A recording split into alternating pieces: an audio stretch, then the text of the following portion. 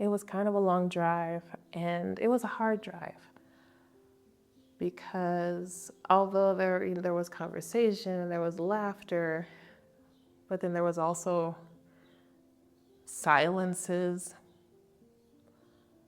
as we processed the change that was occurring.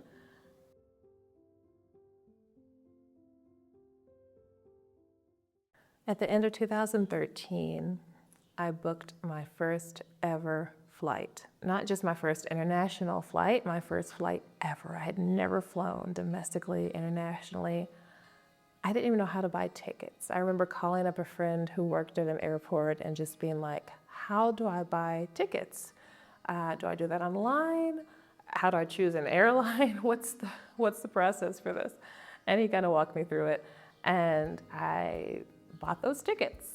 At this point, I had never been out of the country for a full day. I had been for a few hours in Cozumel, Mexico, if that counts, during a cruise trip many years prior. But other than that, I had never been out of the US.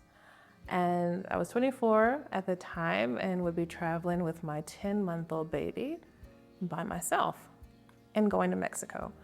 To Cabo San Lucas at that point, which is where my husband and I started out when we did move to Mexico. My husband is from Mexico. He's from Chiapas, where we live now.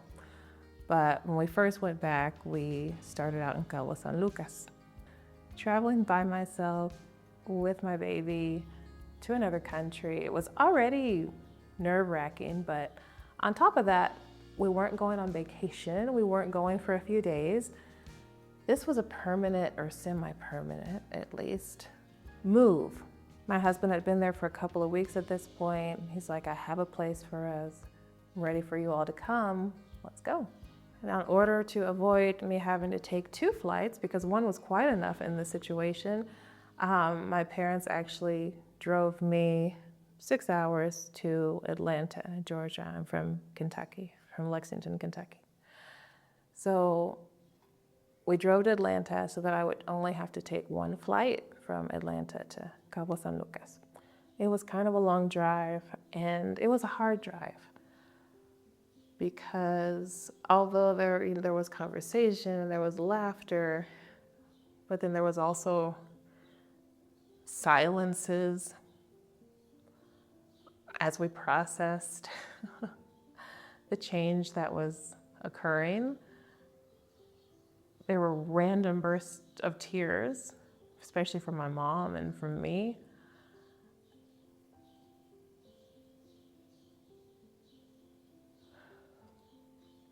But we made it. We got there. We got to the airport too late. And I found out that I had missed my flight.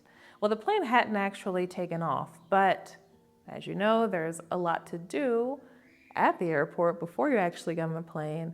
And so the lady at the desk, very sympathetically, I will give her that, just told me there's just no way that you could make it, sweetheart.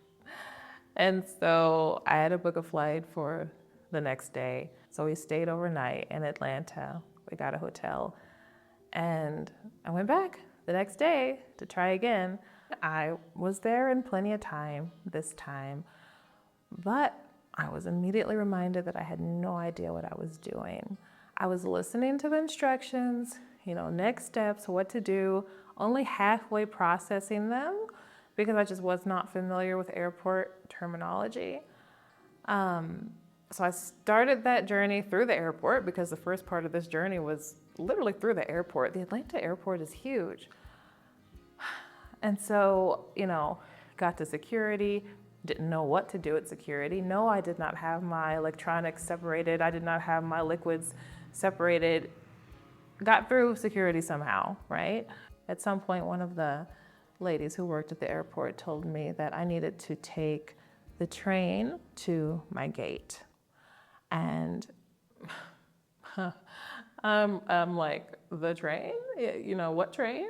I thought I was at the airport. So I'm just staring at her blankly. And she nicely explained what that means, what the train is in the Atlanta airport. So got on the train, and I didn't even know that I could take a stroller to the gate, right? So I'm just carrying my baby. I'm carrying all of my carry-ons, which I took as many carry-ons as possible. I took as much luggage as I possibly could because I was literally moving my life from one country to the other. And so I'm carrying probably 4 carry-on bags because I imagine that I had 2 and then she was allowed to have 2. I'm carrying her. I had no baby carrier.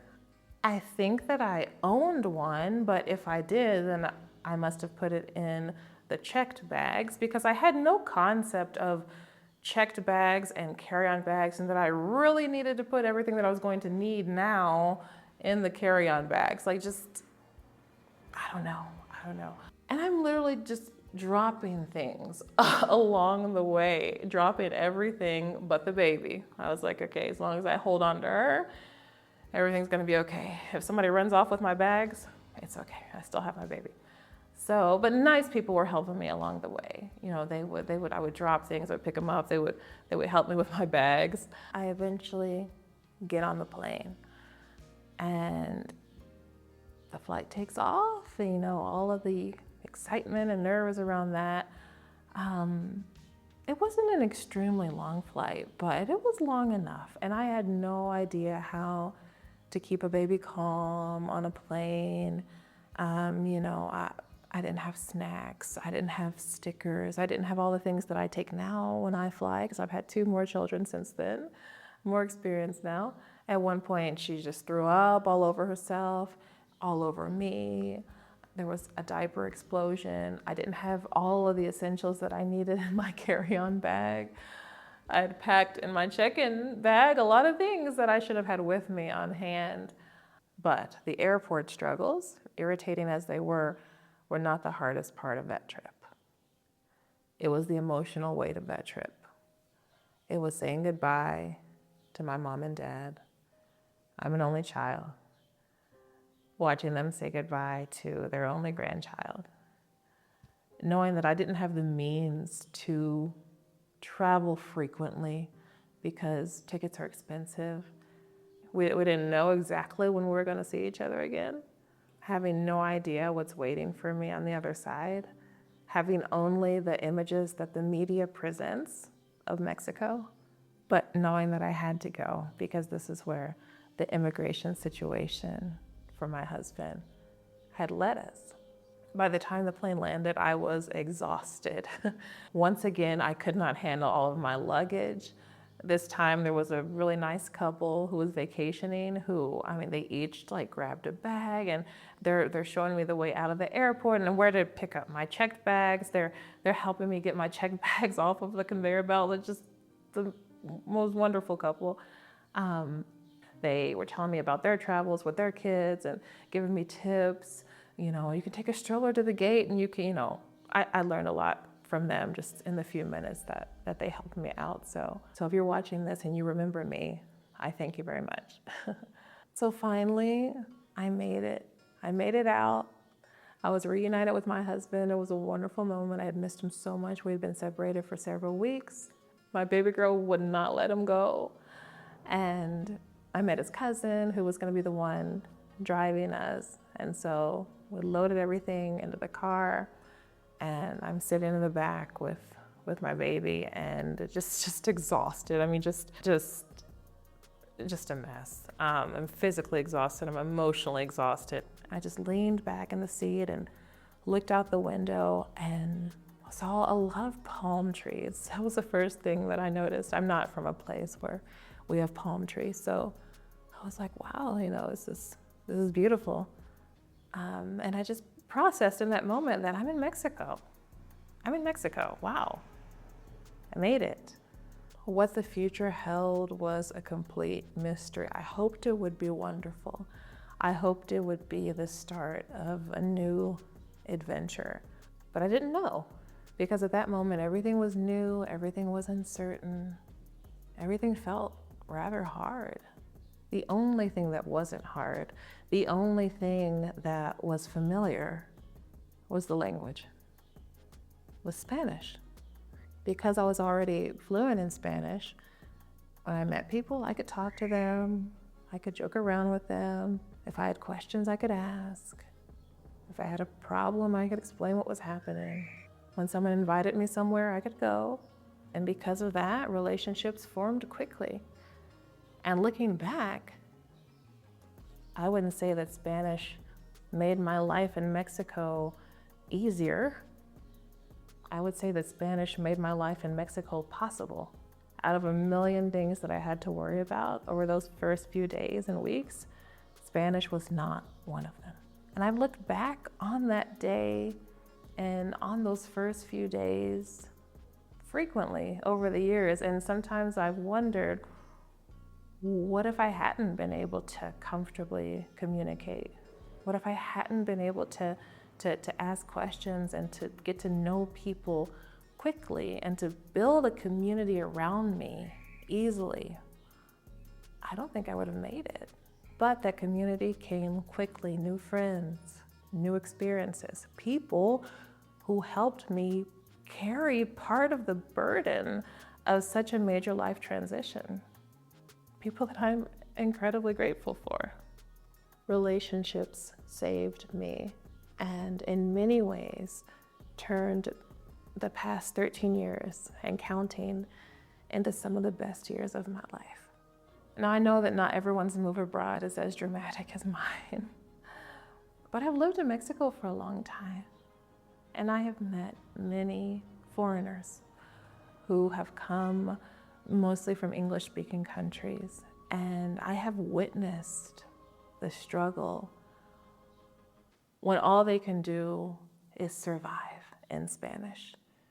Maybe getting some basic errands done, maybe pointing and grunting like one of my students used to say, but not being able to go any further than that, not being able to form connections with people, and therefore being surrounded by people and in a very beautiful culture, but still feeling completely isolated.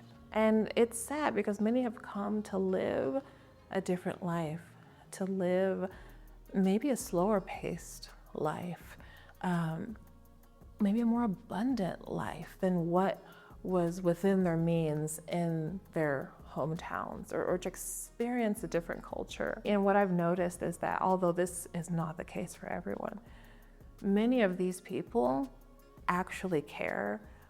They want to be respectful of the culture of the community. They want to be able to speak the language. So they're surrounded by people but can't fully participate. They go to the gatherings and can't understand what's going on. The local immersion programs that they join do not produce the results that they were hoping for. And for those who care about those things, truly, the only ones who stay are the ones who find a way to make it past that hurdle. They're the people who learn how to build relationships, because if not, they typically leave. They don't get to live out their dream. They don't get to experience fully all of the benefits that their move abroad was supposed to bring them. Over the past 7 years, I've been working with Spanish learners who are learning Spanish for many different reasons. But I always come back to this group of people who live in a Spanish-speaking community, many abroad and many in their hometowns, but they need Spanish every day to communicate with extended family members or to feel like they belong in their community.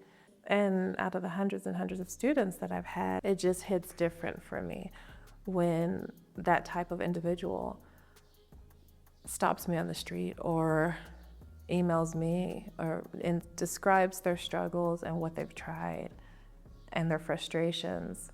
And this is the reason why I created Beyond Survival Spanish, which is a challenge that I'm running next week. If you're watching this at the time that I post it, we start in just a couple of days on Monday. If you're watching this at some point in the future, you can check the description to see if I may be doing this again. This isn't a course. This is a live challenge with me so that I can talk to you, see where you are.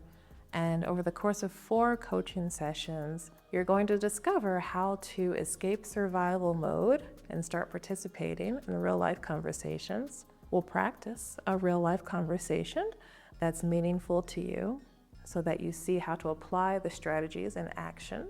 You're going to learn how to follow real conversations with greater confidence, without freezing, even when native speakers are talking at their natural pace. And you're going to create what I call your Spanish integration roadmap and learn the keys to long-term success. Now, this is a challenge. You're going to be challenged to use what you're learning in real life. So please come ready to participate. You don't need to live in a Spanish-speaking country to sign up. I didn't when I learned Spanish, but you do need to have people in your actual life that you can talk to in Spanish. So if you have people that you want to communicate with, but you feel like you lack the confidence or the skills to do so, and that therefore you're missing out on relationships and connections that you could have, then this challenge was made for you. You can sign up at ericaraylanguage.com/challenge. I'll also leave the information here in the description. And I think that what you'll ultimately see is that success in a Spanish-speaking community isn't ultimately about grammar. It isn't about a perfect accent. It's about being able to build relationships. It's about feeling like you belong and creating an environment that you can happily call home. Because in the end, relationships will either accelerate your success in a Spanish-speaking community, or the lack of them will hold you back. I want you to be successful, so I'd love to help you build them. Join me in Beyond Survival Spanish, and I cannot wait to see you there.